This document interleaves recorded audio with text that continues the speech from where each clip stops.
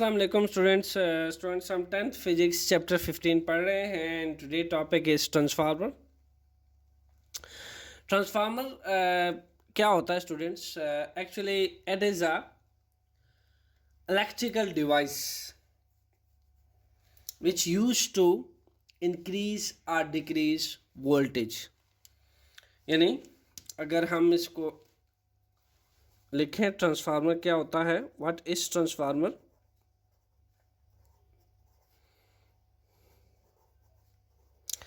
Transformer का purpose ये होता है कि ये वोल्टेजेस को इंक्रीज करने के लिए इस्तेमाल होता है,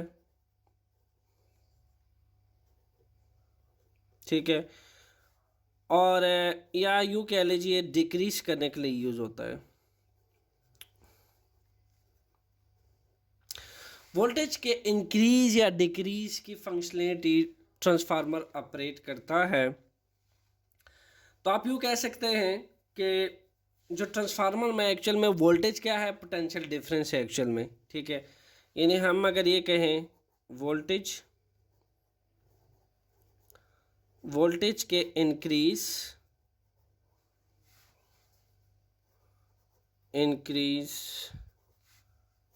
या डिक्रीज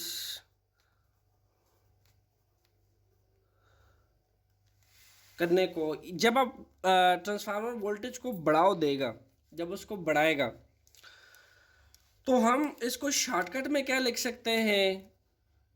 वोल्टेज बढ़ने से क्या होगा, एक्चुअल में स्टेप अप आएगा, मींस कि एक स्टेप बढ़ेगा, वोल्टेज के स्टेप्स अप होगा, इसको आप कह सकते हैं स्टेप अप।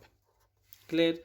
इसी तरीके से अगर वोल्टेज डिक्रीज होते हैं तो इसको आप कह सकते हैं step down, you can say that step down.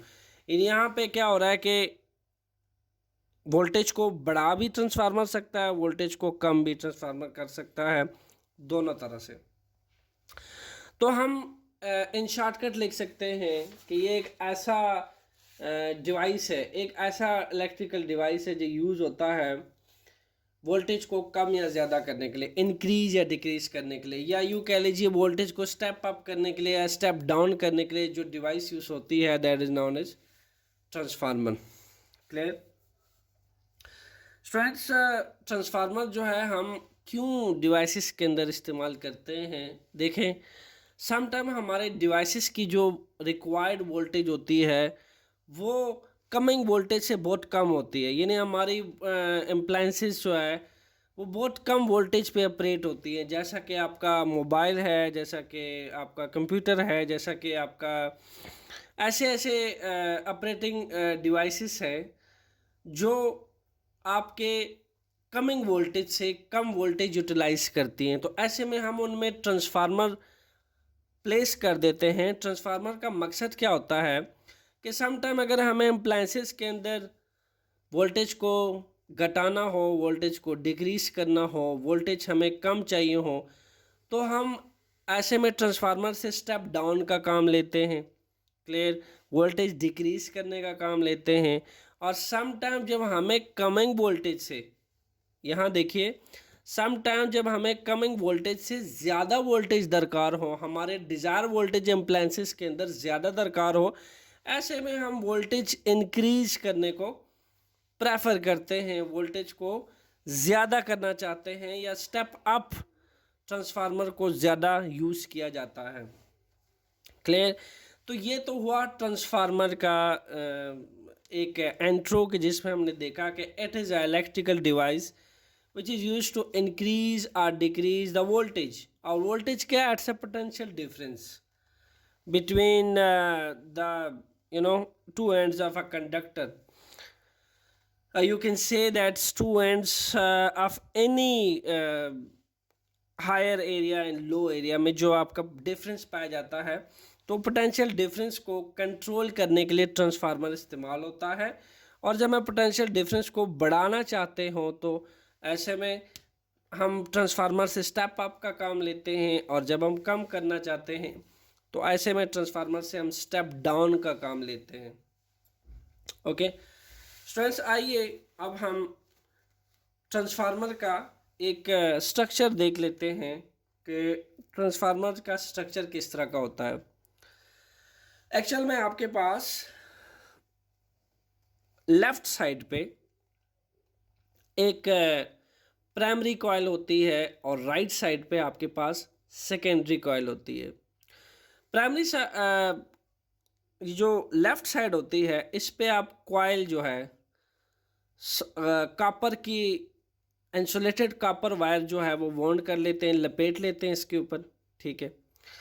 और इंसुलेटेड कॉपर वायर को लेफ्ट साइड से आप किससे जोड़ देते हैं, एक एसी सोर्स से जोड़ देते हैं, ठीक है। ये एक एसी सोर्स है, ठीक है। यहाँ पे आप एक एसी सोर्स इस्तेमाल करते हैं। अब आप सोच रहे होंगे what is AC source. Students, AC source is known as alternating current who change its directions with time, ठीक है। जो एक तो करंट की डायरेक्शन को चेंज करता है टाइम के साथ साथ, प्लस आप यूँ कह लीजिए कि करंट को भी एक सेकंड के अंदर कम या ज़्यादा कर रहा होता है, जिसमें करंट की डायरेक्शन और करंट का मैग्नीट्यूड दोनों चेंज होते हैं ऐसा टाइम के साथ साथ। ऐसा सोर्स जो है एसी सोर्स कहलाता है। तो हम क्या करते हैं, हम जो लेफ्ट साइड पे जो वॉन्डिंग करते हैं कॉपर वायर की, इंसुलेटेड कॉपर वायर की, क्योंकि कॉपर वायर के ऊपर प्लास्टिक की इंसुलेशन की होती है, वो हम इसके लेफ्ट साइड आयरन कोर पे लपेट लेते हैं। क्लियर? ये जो आपको नज़र आ रहा है ये आयरन कोर हुई हुई है, ठीक है। These are the iron core.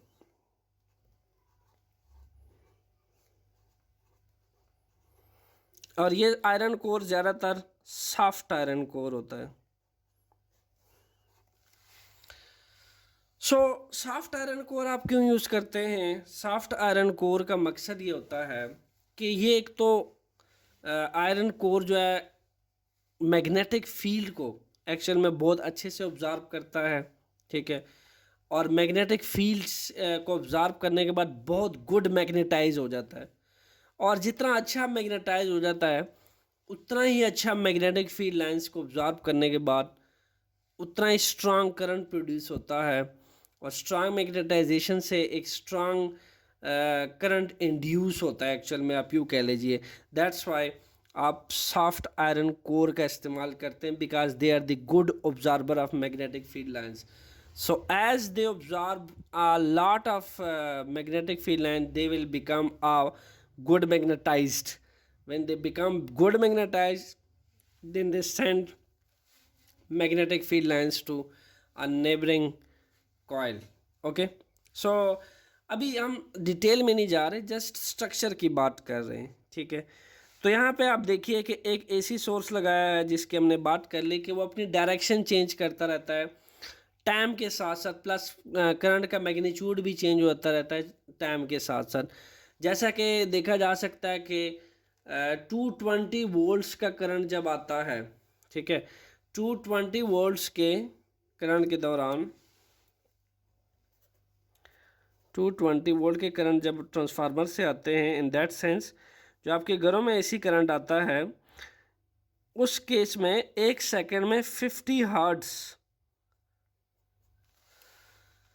की फ्रीक्वेंसी के साथ करंट आता है। 50 हर्ट्ज की फ्रीक्वेंसी, आप यूँ कह लीजिए कि एक दफ़ा 50 हर्ट्ज में करंट एक दफ़ा ऊपर जाता है, देन नीचे आता है, फिर ऊपर जाता है। तो आप कह लें एक सेकंड में 100 टाइम्स करंट जो है अपनी डायरेक्शन और प्लस मैग्नीट्यूड चेंज करता है, ठीक है। क्योंकि एक दफ़ा ऊपर जाने पे 50 हर्ट्ज, पे नीचे जाने पे 50 हर्ट्ज, एंड देन ये टोटल 100 टाइम्स जो है जब एक साइकिल कंप्लीट करता है करंट, यहाँ से यहाँ तक, यहाँ से जब यहाँ तक एक साइकिल कंप्लीट होती है करंट की, तो ये 100 टाइम जो है आप मैग्नीट्यूड जो है अपना करंट अपनी डायरेक्शन चेंज करता है। So this is the intro of AC source current. Clear? So that's why ये जो इसके लेफ्ट साइड है, ठीक है, यहाँ पे जो आप कॉपर वायर को वॉन्ड करते हैं, ठीक है, कॉपर वायर को वॉन्ड करते हैं, इसको आप कह देते हैं प्राइमरी कॉइल, ठीक है। This is known as primary coil. और जो राइट साइड पे है इसको आप कह देते हैं सेकेंडरी कॉइल।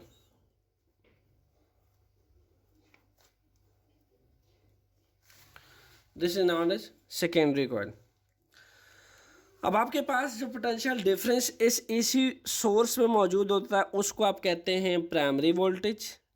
और इस प्राइमरी एसी सोर्स से या इस प्राइमरी वोल्टेज से जो करंट फ्लो करता है, यहाँ से फ्लो होता हुआ इस कॉपर वॉन्डिंग में जाता है जब करंट, तो उस करंट को आप प्राइमरी करंट कहते हैं, जिसको आप आईपी से रिप्रेजेंट करते हैं।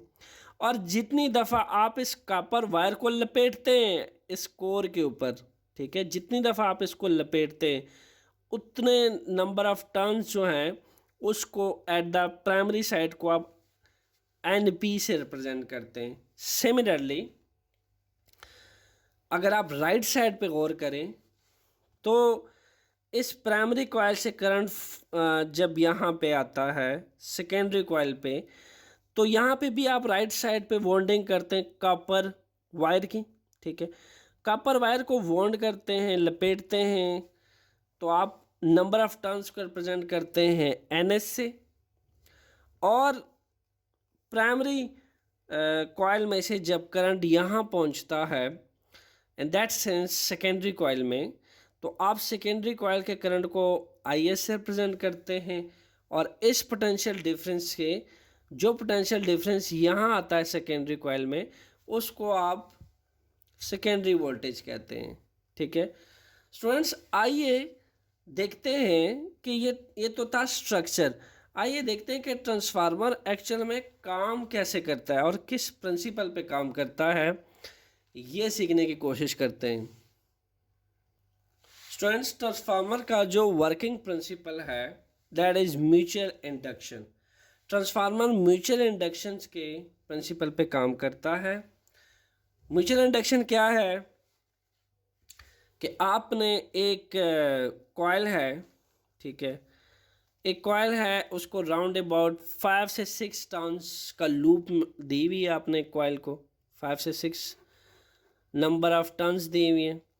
और उस कॉइल को एक स्विच और बैटरी से जोड़ रखा है और दूसरी कॉइल उसके करीब तरीन प्लेस की हुई है, ठीक है, उसको आप कॉइल बी कह रहे हैं। और कॉइल बी को आपने गिलवानोमीटर से जोड़ा है। और गिलवानोमीटर का आप इस्तेमाल अच्छी तरह जानते हैं कि गिलवानोमीटर करंट को डिटेक्ट करने के लिए इस्तेमाल होता है। जब भी एक करंट किसी कंडक्टर में से, किसी वायर में से पास करता है, तो गिलवानोमीटर के नीडल की डिफ्लेक्शन बतला देती है कि इस वायर या कंडक्टर में से करंट पास होता है, ठीक है। गिलवानोमीटर की नीडल में एक डिफ्लेक्शन सी शो होती है like that, to and fro deflection, and ये हमें डिटेक्शन देता है कि यहाँ करंट आ चुका है। ओके, सो जैसा कि मैंने कहा कि फ़र्स्ट ऑफ ऑल जो कॉइल ए है जिसको हमने स्विच और बैटरी से जोड़ा है उसको हमने कॉइल ए कह दिया है। और जिस कॉइल को हमने बैटरी के कॉइल के करीब तरीन रखा है इसको हमने कॉइल बी कह दिया है। इसको हमने गिलवानोमीटर से जोड़ रखा है। अब स्टूडेंट्स इनिशियली हम देखते हैं कि जब हम इस स्विच को ओपन रखते हैं एट दैट सेंस इस पूरे सर्किट में कोई करंट पास नहीं करता। बट आफ्टर दैट जब हम स्विच को क्लोज करते हैं, स्विच को क्लोज करने के बाद देखा जा सकता है कि करंट आई जब पास करता है इस कॉइल में से, ठीक है, करंट आई के पास करने के बाद, करंट आई के पास करने के बाद ये coil as a magnet behave करती है। हमने एम्पेयर और ऑस्टेड के एक्टिविटीज़ पढ़ी हैं, उनके एक्सपेरिमेंट स्टडी किए हैं, जिन्होंने हमें बतलाया कि जब करंट आई जो है पास करता है किसी भी कंडक्टर में से, किसी कंडक्टर में से जब करंट आई पास करता है तो जहाँ उस कंडक्टर की इलेक्ट्रिक फील्ड होती है वहीं पे उसकी मैग्नेटिक फील्ड भी होती है, ठीक है। करंट आई जो है वो एक मैग्नेट की तरह बिहेव करता है। जो कॉइल है वो अगर एज अ मैग्नेट बिहेव करेगी तो लाजमी सी बात है उसके नॉर्थ पोल भी होंगे और उसके दो पोल्स भी होंगे। तो मान लें कि इसकी ये साइड जो है एज अ नॉर्थ पोल है और ये साइड इसकी साउथ पोल है, तो यहाँ बहुत सारी मैग्नेटिक फील्ड लाइंस निकलेंगी, ठीक है, जो कि नेबर जो सेकेंडरी कॉइल पड़ी है उसमें सारी की सारी maximum magnetic field lines pass करेंगी एंड देन देखा जा सकता है गैल्वानोमीटर की जो नीडल है वो हल्की सी डिटेक्शन दे देगी। क्लियर।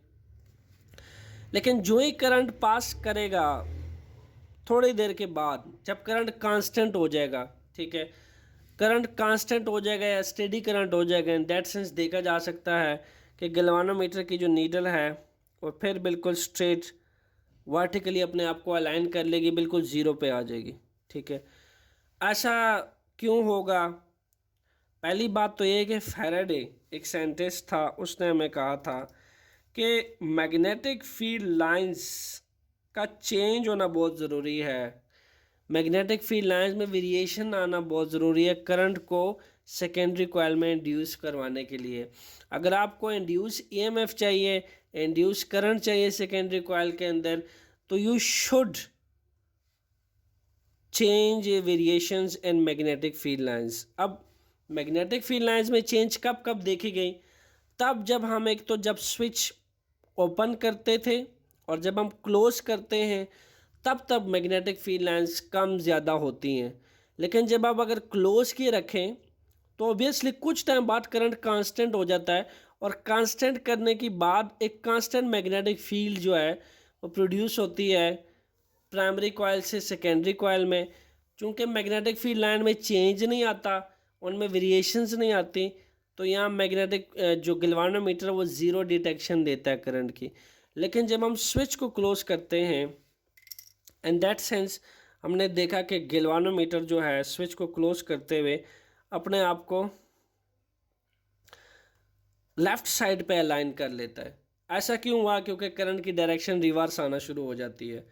लेकिन जब आप करंट को क्लोज करते हैं तो गैल्वानोमीटर की नीडल जो है वो अपने आप को राइट साइड पे अलाइन कर लेती है। लेकिन जब करंट कांस्टेंट होता है, इन दैट केस गैल्वानोमीटर बिल्कुल ज़ीरो पे आ जाता है, जिससे हमने क्या देखा, फैराडे ने कहा था कि change in magnetic field lines, okay, या यूँ कह लीजिए change in magnetic flux. Flux क्या होता है? जब कॉइल के इस क्रॉस सेक्शनल एरिया में, ये जो क्रॉस सेक्शनल एरिया में, इसमें से जितनी maximum number of magnetic field lines pass करेंगी इसको फ्लक्स कहते हैं। This is known as magnetic flux. Magnetic flux, magnetic flux क्या कहलाता है? Magnetic field lines passing through this cross sectional area is known as magnetic flux.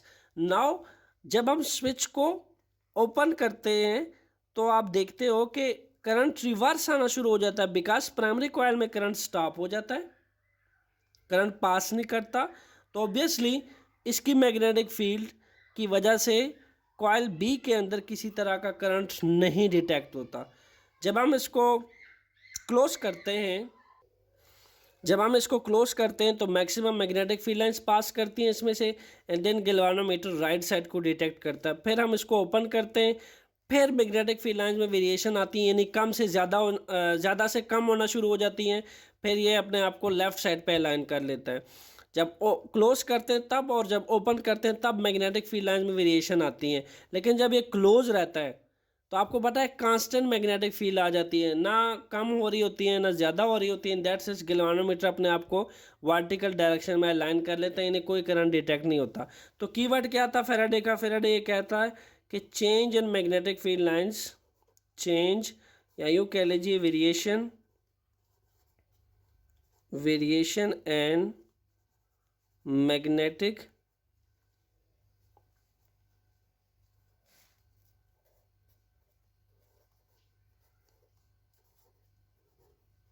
field lines can induce current. So magnetic field lines में variation आने चाहिए, that can induce current, और you can say that induce EMF, induce EMF. तो EMF भी induce होता है। देखिए इन दोनों कॉइल्स का किसी किस्म का कनेक्शन नहीं है, ठीक है। जो आपकी कॉइल बी है, ठीक है, सेकेंडरी कॉइल है, उसको हमने किसी बैटरी के साथ नहीं जोड़ा, किसी कोई कनेक्शन नहीं दिया, सिर्फ गैल्वानोमीटर के साथ उसको कनेक्ट किया हुआ है। तो जितना करंट यहाँ पे डिटेक्ट हो रहा है वो प्राइमरी कॉइल से डिटेक्ट हो रहा है। तो सेकेंडरी कॉइल के अंदर जितना मैग्नेटिक फील्ड है वो सारा का सारा किससे है, वो सेकेंडरी कॉइल के, वो प्राइमरी कॉइल से आ रहा है, ठीक है। तो प्राइमरी सोर्स है उसकी, चूंकि इसलिए सेकेंडरी कॉइल के करंट को इंड्यूस करंट कहा जाता है, बिकॉज इसका इंड्यूस करंट प्राइमरी कॉइल से आया है और इसका जो इंड्यूस ईएमएफ है वो प्राइमरी कॉइल से आई हुई है। दैट्स वाई हम इसको कहते हैं इंड्यूस ईएमएफ या इंड्यूस। और वो कब हो रहा है, जब जब यहाँ से हम मैग्नेटिक फील्ड लाइंस का मैग्नेटिक फ्लक्स चेंज करते हैं। तो change in magnetic flux can cause a induce EMF, induce current in the secondary coil. तो इस प्रिंसिपल पे ट्रांसफार्मर काम करता है। तो चूंकि हमने ये कहा कि ट्रांसफार्मर जो है उसको हमने एसी सोर्स से के साथ चेंज किया हुआ है, जो 1 सेकेंड में 150 हर्ट्ज टाइम जो है, यानी 100 हर्ट्ज टाइम अपनी डायरेक्शन या अपनी मैग्नीट्यूड चेंज करता है। प्राइमरी कॉइल को हमने जोड़ा है, सेकेंडरी कॉइल को नहीं जोड़ा, ठीक है। प्राइमरी कॉइल को हमने एसी सोर्स के साथ जोड़ा है। प्राइमरी कॉइल्स में जब करंट आई पास करता है, इन दैट केस क्या होता है, करंट आई जब पास करता तो ये सॉफ्ट आयरन कोर है, ठीक है, ये वेल मैग्नेटाइज होता है। मैग्नेटिक फील्ड लाइंस यहाँ से पास होती हुई सेकेंडरी कॉइल में आती है। अब सेकेंडरी कॉइल जो है, जब यहाँ से एक अल्टरनेटिंग करंट प्रोड्यूस होता है इसके अंदर, तो ये जब मैग्नेट बिहेव करता है, ठीक है। ये वही है कि जब किसी भी कंडक्टर में से करंट आई पास करता है तो it behave like a magnet, ठीक है। तो ये अगर मैग्नेट है तो लाजमी सी बात है किसका नॉर्थ और साउथ पोल भी होगा, तो ये इसके नॉर्थ पोल से मैग्नेटिक फील्ड लाइंस निकलती हैं और साउथ पोल पे जाके ख़त्म होती हैं। तो चूंकि अल्टरनेटिंग करंट जो वो बार बार अपनी डायरेक्शन और प्लस मैग्नीट्यूड चेंज करता है टाइम के साथ साथ, तो इसमें से एक strong magnetic field lines soft iron well magnetize soft iron core में से पास होती हुई सेकेंडरी कॉइल में जाती हैं, like in case of mutual induction. तो यहाँ एक करंट इंड्यूस करंट आ जाता है। तो जो इंड्यूस करंट आता है और जो इंड्यूस पोटेंशियल डिफरेंस आता है सेकेंडरी कॉइल में, उसको हम आई एस कहते हैं। और जो इंड्यूस वोल्टेज प्रोड्यूस होती है सेकेंडरी कॉइल में, उसको हम वी एस कहते हैं। और ये जो हमने बॉन्डिंग की हुई है कॉपर कॉइल की सेकेंडरी कॉइल में, उसको हम number of turns at secondary coil कहते हैं। सो दैट्स हम ये कहते हैं कि ट्रांसफार्मर जो है वो आपके पास किस पे काम करता है। ट्रांसफार्मर एक तो एसी अल्टरनेटिंग करंट पे ऑपरेट होता है, नंबर 2 म्यूचुअल इंडक्शन के प्रिंसिपल पे काम करता है। यहाँ से एसी करंट जो है अल्टरनेटिंग करंट बार बार अपनी डायरेक्शन और मैग्नीट्यूड कम ज़्यादा होता है, ठीक है। 1 सेकेंड में बहुत टाइम कम ज़्यादा होता है ये करंट जो है, और जितने कम ज़्यादा होगा तो लाजमी सी बात है एक दफ़ा बहुत ज़्यादा मैग्नेटिक फील्ड पास करेंगे, फिर कम, फिर ज़्यादा, फिर कम, फिर ज़्यादा। तो जितना मैग्नेटिक फ्लक्स जो है चेंज होता रहेगा उतना ही इंड्यूस करंट आएगा, इंड्यूस वोल्टेज आएगी सेकेंडरी कॉइल के अंदर। तो change in by Faraday statement है, change in magnetic flux by this AC source in primary coil can cause the induce current and induce potential difference and secondary coil.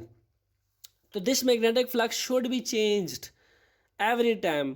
So that's why हम एक soft iron core इसलिए well magnetize use करते हैं ताकि maximum magnetic field line जाए secondary coil में, और हमें सेकेंडरी कॉइल पे जो प्राइमरी वोल्टेज मिले या प्राइमरी करंट मिले वो भी मैक्सिमम मिल सके।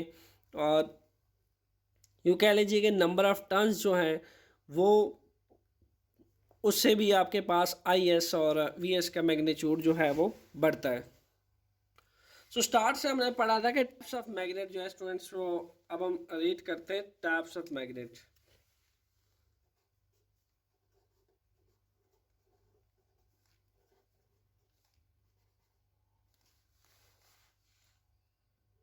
So students types of transformer को स्टडी करते हैं। हमारे पास 2 टाइप्स ऑफ ट्रांसफार्मर होते हैं। The first type is step down transformer, the second type is step up transformer.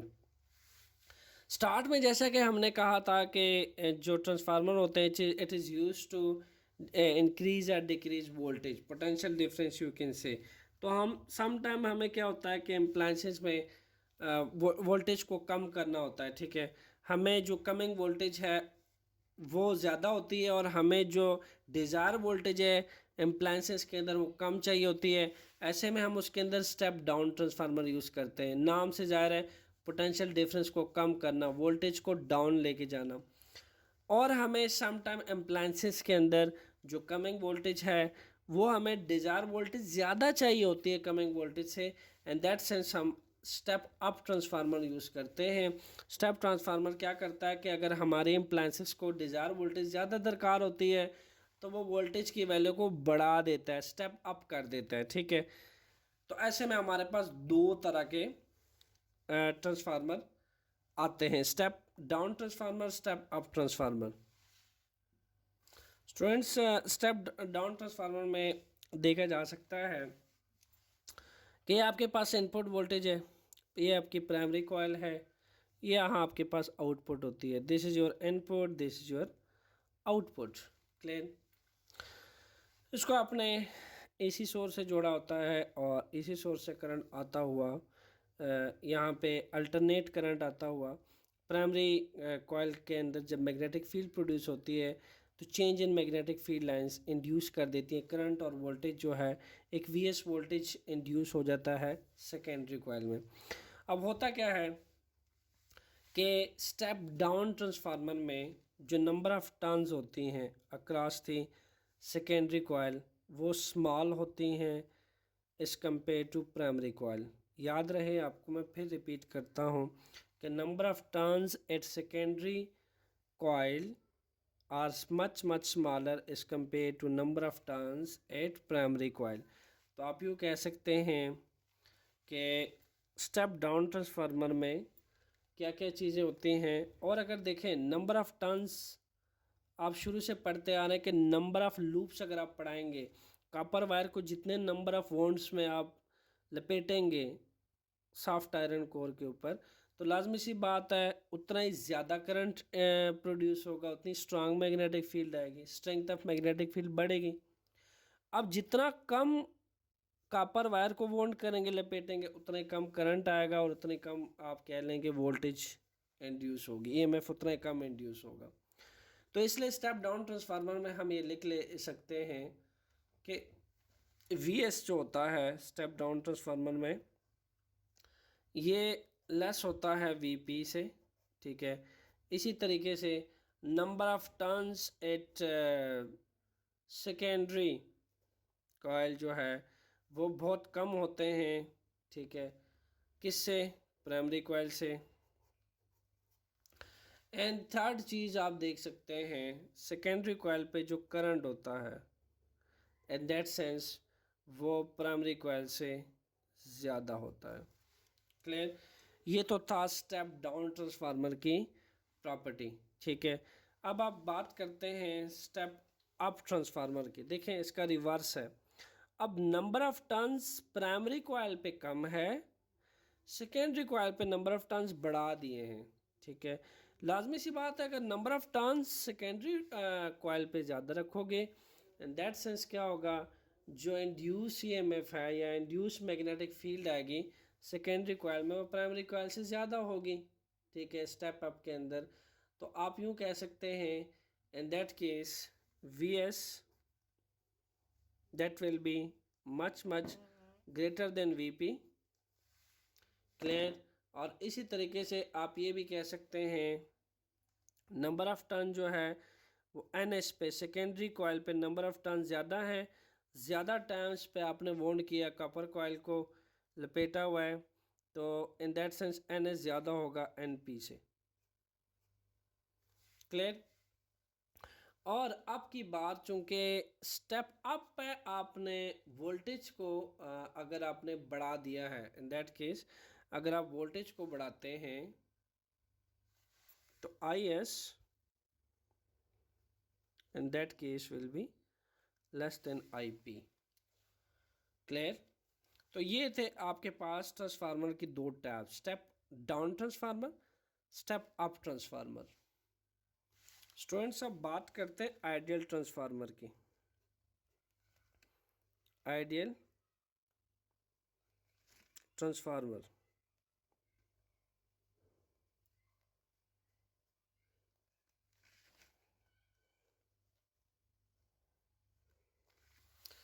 आइए आइडियल ट्रांसफार्मर जो है एक बना के देख लेते हैं कि आइडियल ट्रांसफार्मर किस तरह का होता है।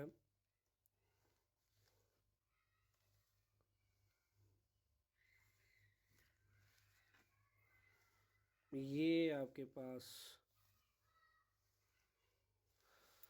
सॉफ्ट आयरन कोर है और यहाँ से कॉपर वायर को हम वाउंड कर देते हैं, ठीक है। और यहाँ से हमने इसको एक एसी सोर्स से जोड़ा होता है, ठीक है। और यहाँ पे ये हमारी इनपुट होती है और यूँ कह लीजिए कि जो आपके पास यहाँ पे एसी करंट होता है उसको हम कहते हैं आईपी, और इस एसी सोर्स से जो वोल्टेज प्रोड्यूस होती है इसको हम कह देते हैं वीपी। क्लियर।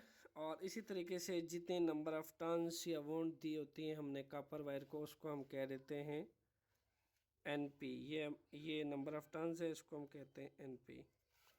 स्टूडेंट्स, इसके नेबर में ही इसके साथ होता है एक सेकेंडरी,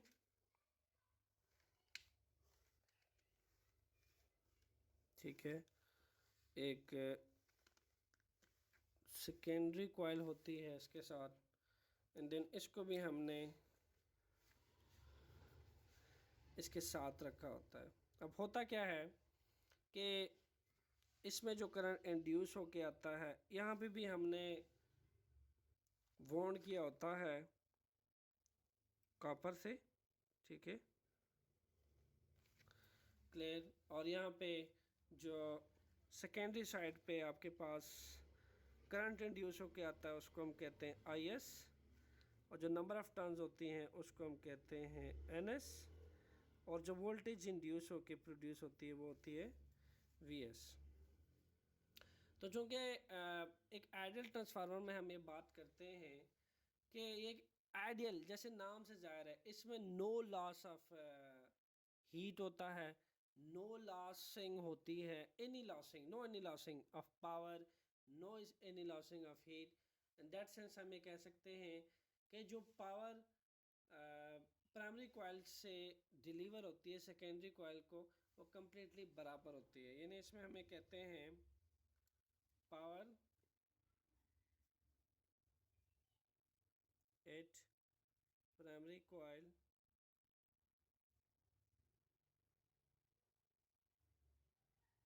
उतनी ही हमें आउटपुट में पावर मिलती है सेकेंडरी कॉइल पे। यानी हम जितनी इनपुट देते हैं, ठीक है, जितनी इनपुट होती है, ये हमारी इनपुट है साइड पे, ये हमारी आउटपुट है।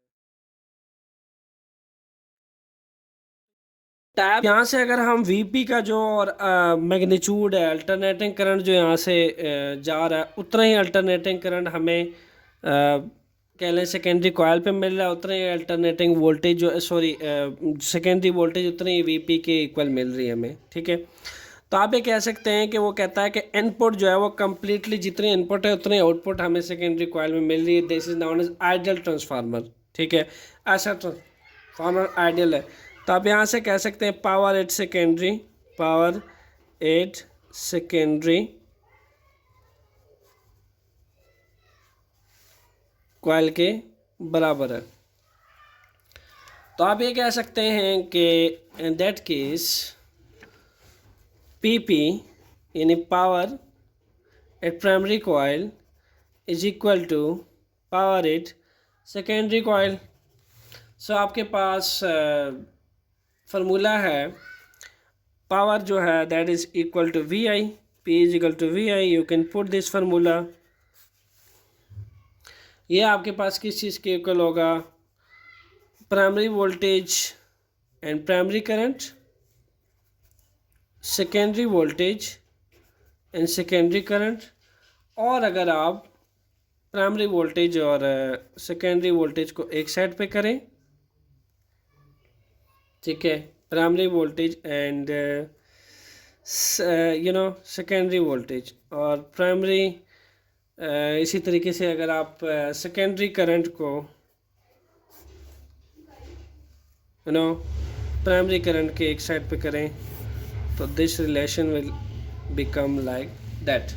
स्टूडेंट्स ये वो रिलेशन है जो एक आइडियल ट्रांसफार्मर के तौर पे यूज़ होता है। आइडियल ट्रांसफार्मर में अगेन रिपीट करता जाऊँ कि ऐसा ट्रांसफार्मर होता है कि जितनी input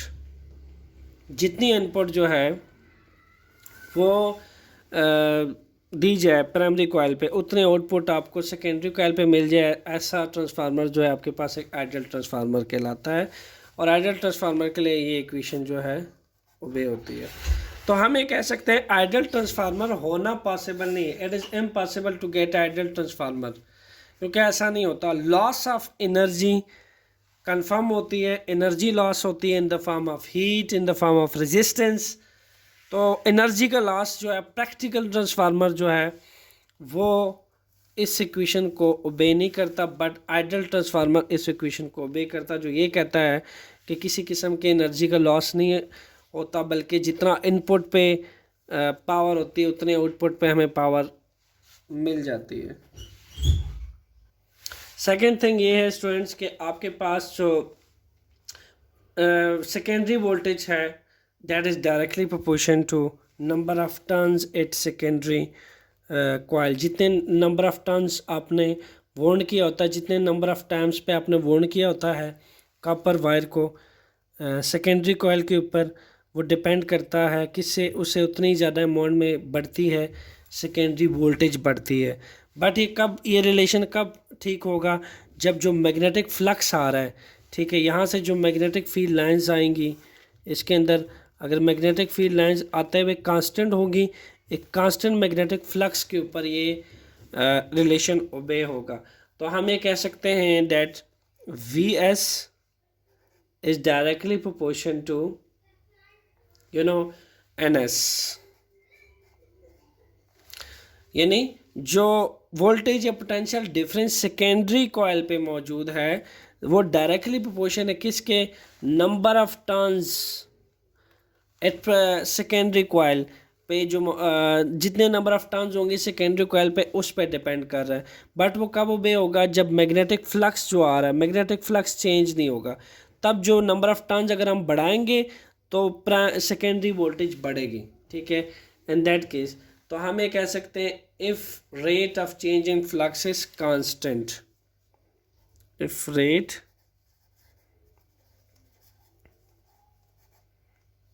of change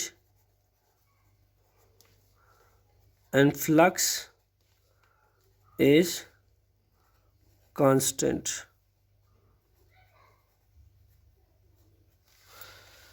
so physics में किसी भी प्रोपोर्शनैलिटी कांस्टेंट को ख़त्म करने के लिए हम क्या यूज़ करते हैं, एक कांस्टेंट यूज़ करते हैं। So we can write V is equal to constant into N S, इसको हम बोल देते हैं equation 1। Similarly second thing, again यही रिलेशन हम यूज़ कर सकते हैं कि जो प्राइमरी वोल्टेज है, आपकी बात जो प्राइमरी वोल्टेज है we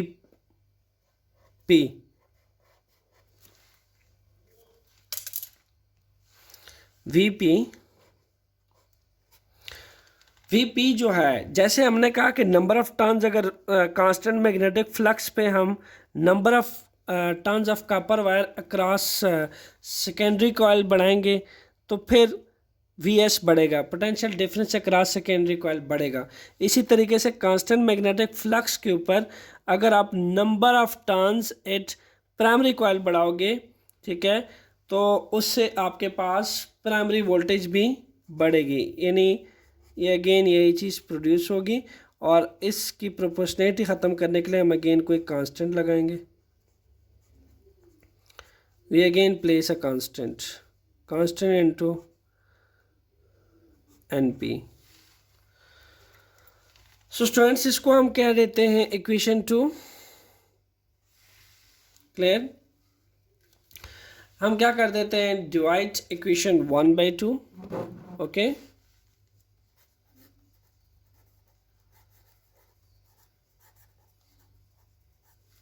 Divide equation 1/2, what we will get, simple as that, this one is equation 1, then we will get Vs by Vp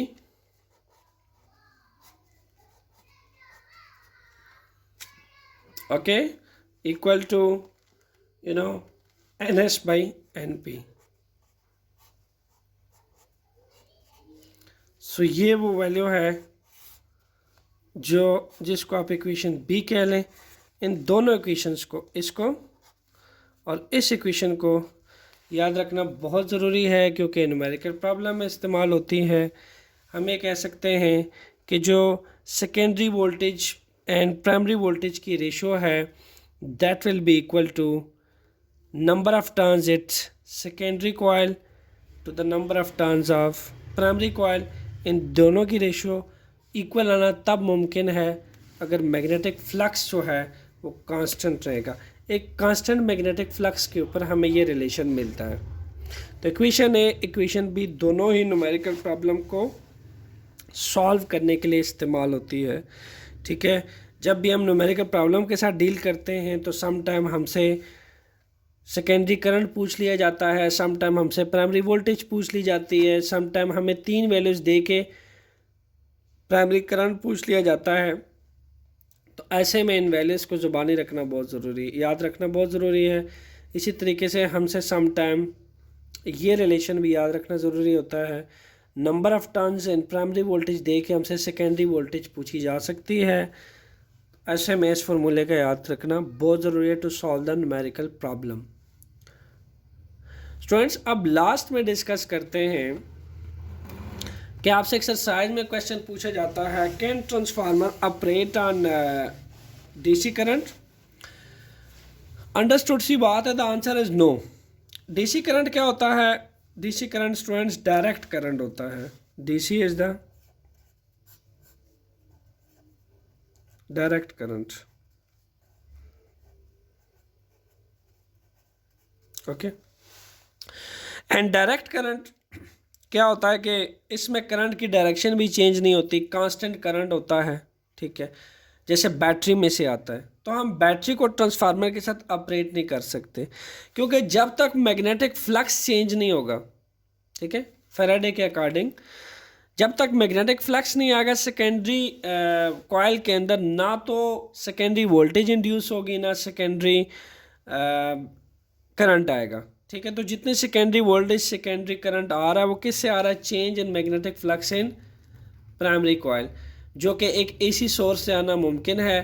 तो अगर हम डीसी सोर्स लगा देंगे तो डीसी सोर्स तो एक यूनिट डायरेक्शनल करंट है। यूनिट डायरेक्शनल करंट तो मैग्नेटिक फ्लक्स चेंज नहीं करेगा। तो कांस्टेंट जब मैग्नेटिक फील्ड जो है कांस्टेंट रहेगी, मैग्नेटिक फील्ड लाइन में वेरिएशन नहीं आएगी, then there will be no current induce in secondary coil, no voltage will be can be found at secondary coil. So that's why that transformer cannot operate on DC current. ठीक है, इसलिए हम सिर्फ और सिर्फ transformer को AC current से use करते हैं। इसके अलावा अगर आप यूजेस देख लें तो आपके आयरन में ट्रांसफार्मर इस्तेमाल होता है।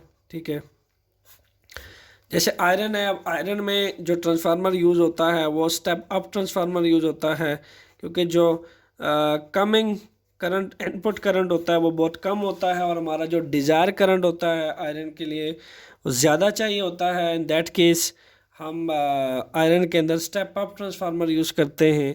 और इसके अलावा ऐसे कई अप्लायंसेस हैं जिनमें हम स्टेप डाउन ट्रांसफार्मर का इस्तेमाल करते हैं। होपफुली स्टूडेंट्स आप ट्रांसफार्मर की डिटेल को अच्छे से समझ गए होंगे। आप लास्ट में मुझे बताएगा आपको मेरी वीडियो कैसी लगी और कमेंट्स करके ज़रूर बताएगा। किसी भी तरह की अगर कन्फ्यूजन हो, I will give you answer end of your comment. Thanks.